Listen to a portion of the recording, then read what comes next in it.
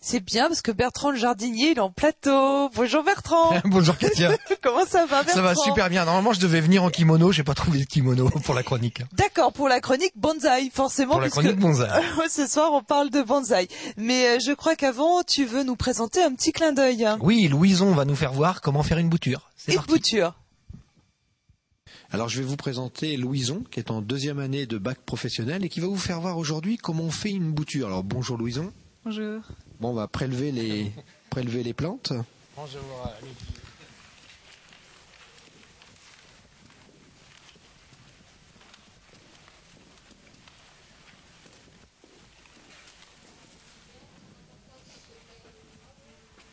Voilà, alors là, ce sont des calcéolaires. Alors, tu vas nous faire voir comment bouturer les calcéolaires, mais est-ce qu'on peut bouturer autre chose en ce moment? Oui, on peut bouturer du géranium. D'accord. Bah, vas-y, c'est parti, on te regarde. Alors, tu prélèves en bout de branche? Oui, je fais des boutures de tête. J'enlève les feuilles pour que la plante transpire moins et qu'elle utilise moins de sève. D'accord. Ah oui, donc là, tu coupes carrément les feuilles, alors. Oui. D'accord, donc là, tu as coupé carrément la base de la tige, alors. Je passe tout l'après-midi dehors. Oui. J'ai coupé sous le nœud. J'arrive ici, mais j'ai... Et après, je la repique dans le terreau. D'accord, donc tu l'as enfoncé dans le terreau. Tu vas l'arroser souvent? Je vais la vaporiser souvent, oui, parce qu'il faut que ça s'enracine. D'accord, parce qu'il n'y a pas encore de racines là-dessus. Écoute Louison, merci de nous avoir fait voir comment on faisait une bouture. J'espère que chez vous, vous allez pouvoir réaliser la même chose. Écoute, bon vent, hein, puis merci. Merci à vous. Bon, ça y est Bertrand, quand on aura fini de discuter, bon maintenant que nous savons comment on peut faire des boutures, est-ce qu'on peut en faire d'ailleurs avec les bonsaïs, Bertrand? Ah, il y a possibilité de bouturer les bonsaïs, oui, notamment les conifères, les petits conifères. Il y a moyen de prélever une petite tête et puis le bouturer. Hein. Alors sur les conifères comme ça, quand tu fais une bouture, on les fait soit à talons, c'est-à-dire que tu vas couper avec un sécateur, hein, ou soit en crossette, c'est-à-dire que tu prends ton petit rameau de conifère et tu vas l'arracher. Et ça s'appelle une petite crossette, et ça, tu vas le mettre dans la terre et ça va s'enraciner. Voilà. D'accord. C'est pas trop l'époque, mais on peut tout à fait le faire. Alors, Bertrand, j'aimerais déjà que tu nous expliques, que tu nous donnes la définition du bonsaï. Alors, il y en a plusieurs définitions, hein, mais en gros, c'est une plante qui est plantée dans un pot peu profond. Parce que tu vois, les pots sont là, elles sont vraiment très peu larges et très peu hauts. En fait, le bonsaï, c'est une observation que les Chinois et les Japonais ont fait les premiers. C'est-à-dire que tu imagines une montagne, une petite cavité, et tu imagines que grâce à un oiseau ou par le vent, une graine d'arbre est arrivée dans cette cavité. Elle a un tout petit peu d'eau pour vivre, et puis elle a quoi? Juste l'érosion de la pierre et puis un tout petit peu de poussière pour tenir. Et donc la graine va éclore. Seulement au bout d'un moment, cette graine qui a éclos, ce petit arbre s'aperçoit que il a rien pour vivre. Donc qu'est-ce qu'il va faire? Il va s'adapter. Et donc il va complètement se nanifier et tenir dans sa petite cavité. Donc les Chinois ont observé ça en montagne, ils se sont dit mais pourquoi pas le faire chez nous? Et ils l'ont fait, eux, sur les arbres, dans des petits pots. Voilà. Alors, ce qui veut dire qu'il existe des bonsaïs dans la nature. Ah, il existe des bonsaïs dans la nature. D'ailleurs, bien souvent, nous, on ne fait que répéter ce qu'on voit dans la nature. Que la nature nous donne. Voilà, oui. Alors, on va essayer de comprendre les différentes sortes de bonsaïs qu'il existe. Tu nous en as amené plusieurs là sur ce plateau. Oui. Alors, tu as des bonsaïs qu'on appelle d'orangerie. C'est-à-dire, ce sont des bonsaïs qui vont supporter de vivre un petit peu dehors, mais simplement au beau jour. L'hiver, il faudra les rentrer. Hein. On a un ficus sur la table là-bas. Lui, on peut vraiment dire que c'est un bonsaï d'orangerie. On a ensuite des bonsaïs qui sont complètement des bonsaïs d'intérieur. Hein, donc là, on va pouvoir laisser son petit arbre chez nous. Et puis, on a les bons arbres d'extérieur, c'est-à-dire, c'est souvent les arbres qu'on va retrouver en forêt. Hein, ça va être des chênes, des hêtres, des ormes. Et ceux-là, on va pouvoir les laisser carrément dehors ou sur une terrasse. Ils vivent complètement dehors. Hein. Mais alors, quelle est la différence entre une plante classique en pot et un bonsaï ?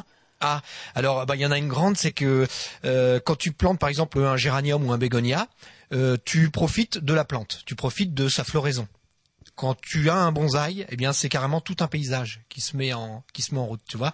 Il y a carrément toute une philosophie autour du bonsaï que tu n'as pas avec une plante classique, quoi. Hein. Tu peux même le mettre en scène, ne serait-ce que posé sur une table comme ça. Je trouve que c'est vraiment, il y a vraiment une mise en scène, quoi. Hein.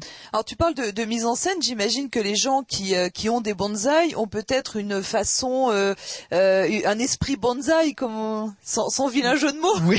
Oui. Eh bien de toute façon, alors ils se sont demandé un petit peu ce que les gens cherchaient en faisant du bonsaï, parce que c'est quand même nanifier les plantes, il y a des ligatures, il y a beaucoup de taille. Eh bien en fait ils allient la botanique, ils allient ça à l'horticulture et puis à l'amour des plantes, et en même temps on s'est aperçu que les gens qui faisaient beaucoup de bonsaï, qui aimaient les bonsaïs, sont des perfectionnistes. Hein. Ils recherchent la perfection. Ils l'obtiendront jamais, mais au travers de la culture du bonsaï, ils recherchent une certaine perfection. Ah, c'est intéressant. Ah ouais. Mais alors, quand on dit bonsaï, ça veut dire qu'il n'y a pas besoin d'engrais pour le bonsaï. Hein. Ah si, justement. Ah bon si, oui, parce que c'est vrai que l'arbre vit vraiment dans un tout petit contenant. Hein. Donc au niveau des engrais, il y a des engrais spécifiques bonsaï. Hein. J'en ai apporté là, il y a une petite bouteille qui est ici. Mais le mieux, c'est quand même de respecter le cycle naturel de l'arbre et de lui apporter les éléments au fur et à mesure qu'il pousse. C'est-à-dire que au printemps, le végétal va faire des feuilles, donc tu vas lui apporter de l'azote, hein, pour l'aider à monter en feuilles. Ensuite, pour peu qu'il fleurisse, ça arrive, un certain bonsaï arrive à faire des fleurs, eh bien tu apporteras pendant l'été, tu apporteras un petit peu de phosphore, parce qu'on sait que c'est le phosphore qui va aider la plante à fleurir et à fructifier. Et puis ensuite, quand arrive l'automne, tu sais que le bonsaï va avoir du mal à passer l'hiver, les jours vont raccourcir, eh bien tu vas lui apporter de la potasse. Pourquoi ? Parce que la potasse va surtout aider la plante à ne pas tomber malade et en même temps aider la plante à passer l'hiver. Hein, donc azote, phosphore et potasse. Est-ce qu'il y a des maladies chez le bonsaï comme on peut en trouver sur les plantes classiques ? Oui, alors il y a exactement les mêmes maladies que sur les plantes classiques. Simplement, tu peux intervenir beaucoup plus facilement, hein, pour à chaque fois que tu as un parasite sur un bonsaï, parce que c'est vrai que c'est très accessible. Donc très rapidement, il suffirait qu'il y ait de la cochenille ou du puceron. Eh ben écoute, tu prends un petit chiffon, un petit peu d'alcool à brûler dans l'eau, et puis tu nettoies ton bonsaï très facilement. Tu peux enlever le parasite assez rapidement. Hein. Alors comment on peut justement s'en occuper de ce bonsaï ? Tu expliquais tout à l'heure qu'on pouvait faire des boutures. Est-ce qu'on peut également ligaturer certaines parties du bonsaï ? Oui. Alors c'est vrai que si jamais tu laissais l'arbre tel que dans son pot, en fait ça te ferait un grand sillon, ça ferait un petit peu n'importe quoi, et puis continuerait de pousser comme il fait dans la nature. Donc là le but, évidemment tu coupes d'abord énormément les racines, parce que en forêt un arbre il a un gros pivot, il a des grosses racines pour se tenir. Là c'est pas ce qu'on va demander au bonsaï. Hein. On va simplement lui demander d'arriver à vivre dans un tout petit contenant. Donc, tu vas tailler les racines pour favoriser l'arrivée de chevelus. C'est-à-dire, c'est des toutes petites radicelles qui vont puiser l'eau et arriver à le nourrir. Ensuite, au niveau de la taille, tu vas le tailler 2-3 fois par an et tu vas le ligaturer, comme tu as dit. Alors, la ligature, hein, c'est simplement le fait de mettre un fil de fer sur la branche et de l'entourer en serpenteau en serrant assez fort. Ça bloque la sève. Donc, le bois se met à grossir au lieu de grandir. Et puis, en même temps, tu arrives à avoir quelque chose de très compact grâce à ta ligature. Hein. Alors tu m'as déposé quelque chose sur ma table. Oui, c'est pas un cadeau de Noël, mais. Ouais, je me suis dit tiens, c'est sympa, un cadeau. Non. Mais tu peux l'ouvrir parce que tu vas voir à l'intérieur. Vas-y, on va découvrir en même temps que toi. Alors, c'est le kit de rempotage en fait, c'est ça ? Oui. Alors tu as les petits gants. Hein. J'ai les petits gants, super. Voilà. Les petits sécateurs, je vais peut-être pas pouvoir les enlever, c'est attaché à l'intérieur. Sylvain va venir nous les filmer. Ouais. Alors le gros sécateur, lui, va servir surtout à couper les racines. Hein.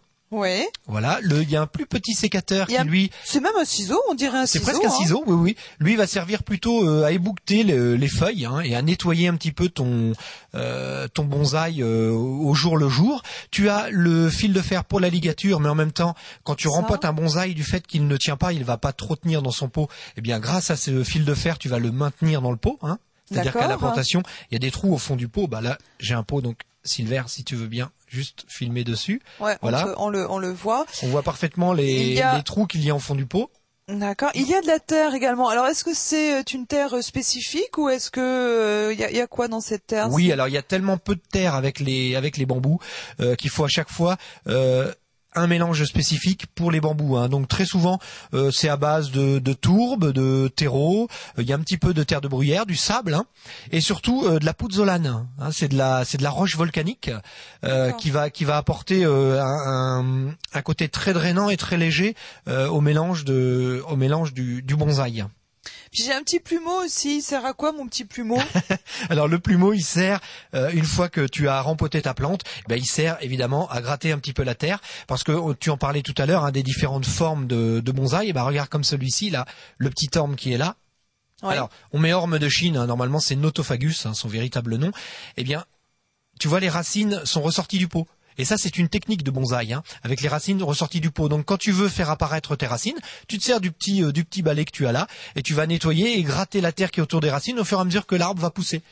Et tu vas te retrouver, au bout d'une dizaine d'années, à avoir tout un tas de racines aériennes comme ça, absolument splendides, qui sortent du pot. Alors, tu dis une dizaine d'années, ça, c'est la réputation du bonsaï, ça vit très très longtemps. Oui, et alors paradoxalement, si tu prends par exemple un cerisier, qui va donner chez nous, un cerisier donne pendant une trentaine d'années et peut vivre à peu près 100-120 ans. C'est les plus vieux qu'on a trouvés. On a trouvé des cerisiers beaucoup plus vieux, mais en bonsaï. Donc ce n'est pas parce que tu vas cultiver un bonsaï qui va vivre moins vieux, au contraire qu'un arbre classique dans notre jardin, quoi. C'est un paradoxe, mais c'est comme ça, quoi. Bon. Et une dernière petite question, combien il y a de sortes de bonsaï ou d'espèces? Oh, alors là, je ne saurais pas te dire, parce que il y en a énormément. Ah oui, je pense que tous les arbres déjà peuvent pratiquement se cultiver en bonsaï, tous les arbustes. Donc tu imagines ce que ça fait, c'est des encyclopédies entières, voilà. Mais le conseil qu'on peut donner aux téléspectateurs pour commencer, s'ils veulent pas mettre une fortune dans le bonsaï et le démarrer, il suffit simplement d'aller chercher des marrons en forêt ou de la châtaigne ou des petites akènes d'érable, d'acheter un pot, de faire un petit mélange de terre de sous-bois et de semer tranquillement la graine dans le pot, et puis de la laisser germer chez eux et de cultiver leur premier bonsaï comme ça en semis. Parce qu'il y a quelques années, le bonsaï était très très cher. Est-ce que les prix ont un petit peu baissé ou est-ce que ça reste toujours quand même quelque chose qui est très cher? C'est l'offre et la demande. Il commence à y avoir beaucoup plus de demandes, donc forcément les prix baissent. Voilà, c'est comme les ordinateurs, exactement pareil. J'aime bien la comparaison. Bon Bertrand, on va passer à la question téléspectateur. Donc je vous le rappelle, si vous souhaitez poser une question à Bertrand, n'hésitez pas à nous écrire à Citizen Télé. Et là, c'est André Louaille qui nous a écrit, qui habite à Hérouville-Saint-Clair. Alors donc, suite aux très fortes gelées qu'il y a eu il y a quelque temps, il n'a pas préservé un pied d'arum. C'est quoi un pied d'arum, Bertrand? Ce sont des antédeschias. En fait, c'est une plante semi-aquatique qui fait des spattes blanches avec un spadice jaune à l'intérieur, un petit peu comme un satellite. Je sais pas si tu vois un peu. Oui. Ça fait un feuillage assez grossier. Ça pousse sur les bords de berge. On appelle ça l'arôme, mais normalement c'est antédeschias parce que l'arôme c'est une petite plante de sous-bois qui est très toxique. Mais comme bien souvent, c'est le nom populaire qui l'emporte sur le nom latin. Oui, c'est plus facile. Donc forcément, le lendemain matin, il faisait triste mine, les feuilles pendaient, il était mal en point, et en fait, André a peur qu'il ne puisse survivre. Donc il a essayé de l'emmailloter d'un voile de protection, il a mis de la paille à son pied, mais peut-être que c'est trop tard. Alors qu'est-ce que tu en penses, Bertrand? Oui, alors faut surtout pas qu'André s'affole. Ce sont des plantes qui ne sont pas rustiques au niveau du feuillage, c'est-à-dire que quand ils viennent geler, le feuillage disparaît, mais le système racinaire va ressortir. C'est-à-dire que dès le printemps, dès les premiers rayons de soleil, son arôme va ressortir du sol, va recréer un feuillage. Donc, faut pas qu'il s'inquiète. Par contre, il y a une petite précision que je voulais donner à André sur ces arômes. Il faut savoir que les arômes fleurissent à l'automne, à un moment où il fait très froid. Et il y a très peu d'insectes pour les polliniser. Figure-toi que la fleur d'arôme est capable de chauffer pour attirer les insectes. C'est-à-dire que la fleur dégage une chaleur, ce qui fait que les insectes viennent se réfugier dans la fleur et la pollinisent. Voilà. Donc André, pas d'inquiétude à avoir, tout va bien pour votre pied d'arum. Merci Bertrand, merci beaucoup. On se retrouve la semaine prochaine.